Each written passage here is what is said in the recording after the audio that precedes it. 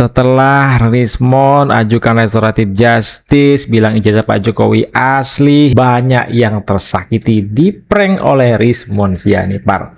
Sampai-sampai udah mulai nih ya, udah mulai sindir-sindir ijazah Rismon, ijazah Yamaguchi-nya ya, Kosinudin kali ini. Wah, kita juga akan dengerin nih, akan dengerin Ugroseno akhirnya buka suara terkait Rismon yang tiba-tiba minta RJ, minta damai ke Pak Joko Widodo. Kalau kata Ugroseno, ini tak biasanya Rismon seperti ini ya, ada yang janggal.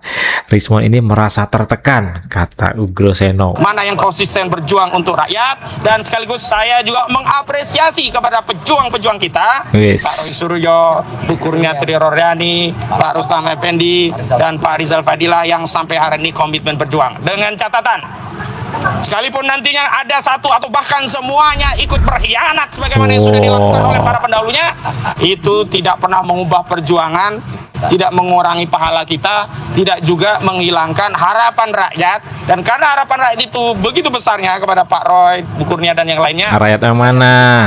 Kosinudin, Roy, Bu Kurnia dan yang lainnya, tetaplah teguh dalam perjuangan, jangan mundur walaupun hanya sejengkal, apalagi memutar arah, apalagi ikut memukul kawan perjuangan yang sebelumnya mengasuh bersama. sampai masuk penjara lah. Peristiwa ini baru terjadi setelah kami memang tidak mengasuh saudara Rismon Sianipar. Dulu saat saudara Rismon masih berada di tim kami, tim advokasi, kami pastikan semua dalam jalur kebenaran, jalur kejujuran, dan memang berorientasi untuk membuka semua peristiwa di pengadilan. Tapi manakala saudara Rismon Sianipar menunjuk kuasa hukum yang lainnya, dari sanalah ya musibah demi musibah itu terjadi. Dari sanalah musibah-musibah itu terjadi semenjak Rismon menunjuk kuasa hukum lainnya. Kosinudin mulai nyindir si Repli, ya kan? Kan Repli kuasa hukumnya si Rismon. Luar biasa Kosinudin. Seharusnya Pak Rismon sebagai seorang peneliti ya, kita kan apresiasi, berikan penghormatan, bukan hal yang mudah seperti itu.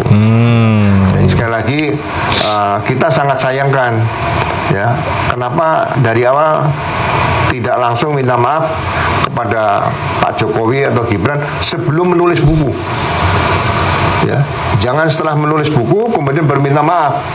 Jadi permintaan maaf seperti ini sepertinya saya banyak melihat ada semacam tekanan.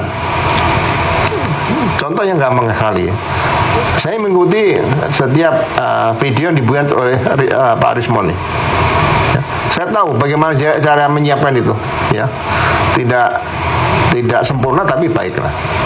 Tapi waktu beliau menceritakan tentang masalah restoratif justice tadi, dia minta maaf, itu di ruangan yang menurut saya ruangan aneh.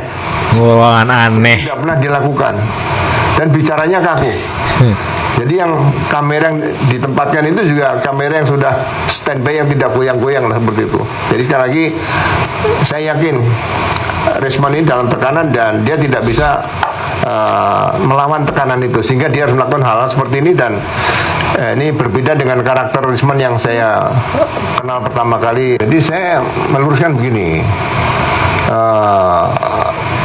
kalau ada satu laporan polisi kemudian sudah ditindaklanjuti dengan surat perintah dimulai penyidikan, laporan polisi dan surat perintah dimulai penyidikan itu hal yang seperti dua sisi mata uang, nggak bisa dipisahkan.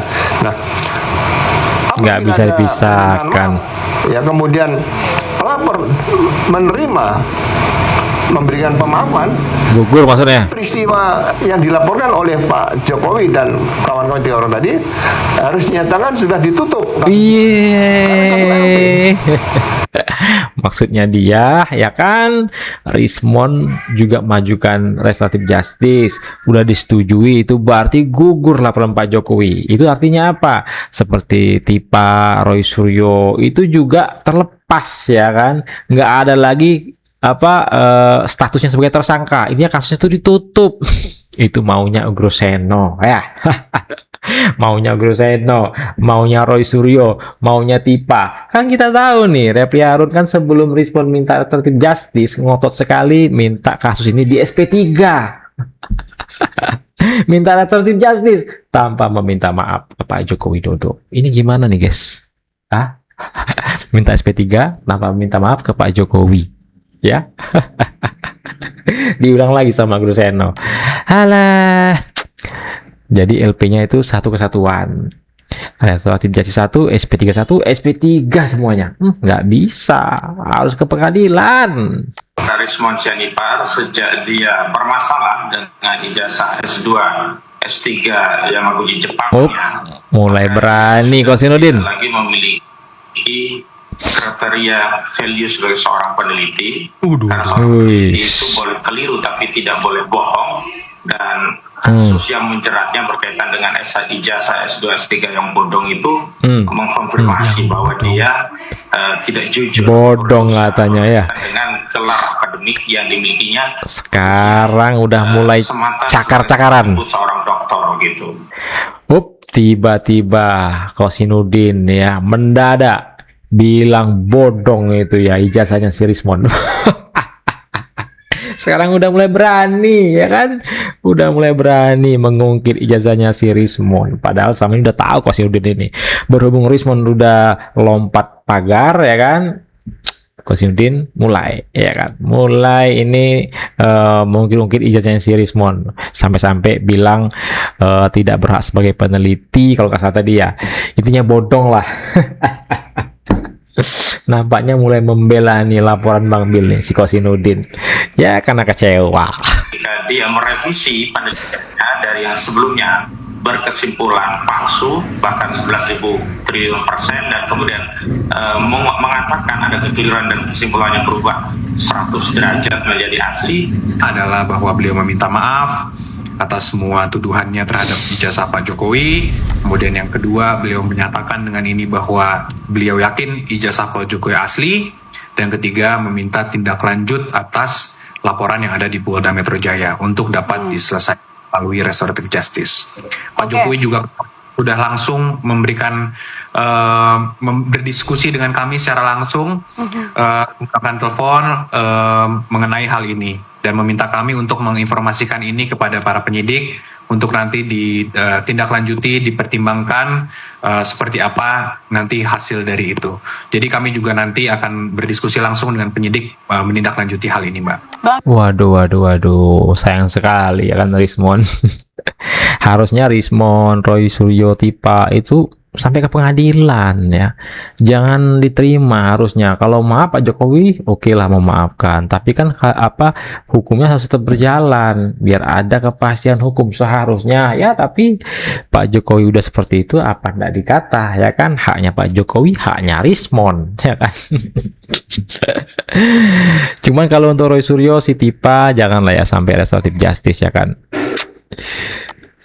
Saya nggak boncari media. Oh, mereka sedang mengadakan perkumpulan sehingga Bang Egy dipecat, sehingga Al-Katiri diusir, sehingga dia tidak senang dengan Tipa, dia usir. Siapa yang tidak lapor ke dia kalau statement di media dipecat? Ada yang dilakukan oleh Kosinudin. Ya, jadi ini apa-apaan ini? Jadi artinya kalau jalan bawa map, mau ke TV1. TV1. News. Kompas. Masya Allah. Urusan hukumnya nggak diperhatikan.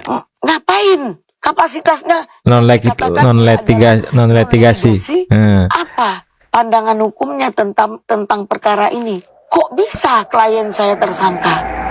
Saya harus pembahasan dong tentang klien saya. Saya lebih tenang dengan tidak membersamai mereka.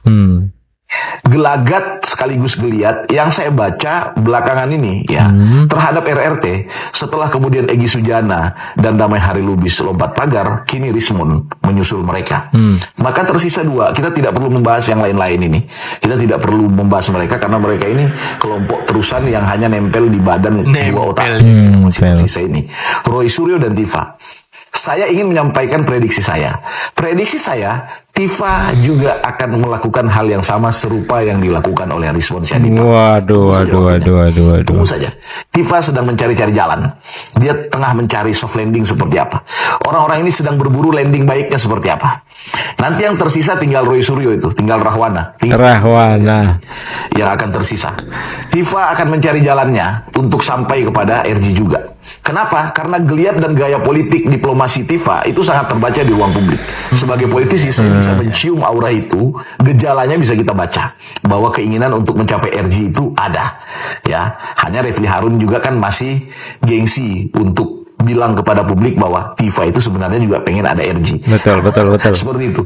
Itu akan sangat terlihat beberapa hari ke depan. Pasti akan ada gaya-gaya baru yang dimainkan oleh Dr. Tifa yang berujung nanti juga kepada permohonan maaf ke Pak Jokowi. Halo guys, kita akan menuju ke Yamaguchi, Jepang.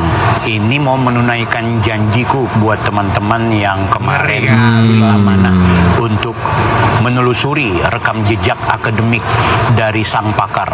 Walaupun yang pakar itu sekarang mungkin bakal menerima RJ atau SP3 dari kisruhnya bersama Pak Jokowi, tapi jangan lupa bahwa yang bersangkutan masih punya PR panjang untuk mempertanggungjawabkannya. Ijazah di gate 1 penerbangan menuju ke Kuala Lumpur, kemudian nanti transit juga di Hong Kong, baru kita sampai di Fukuoka, Jepang.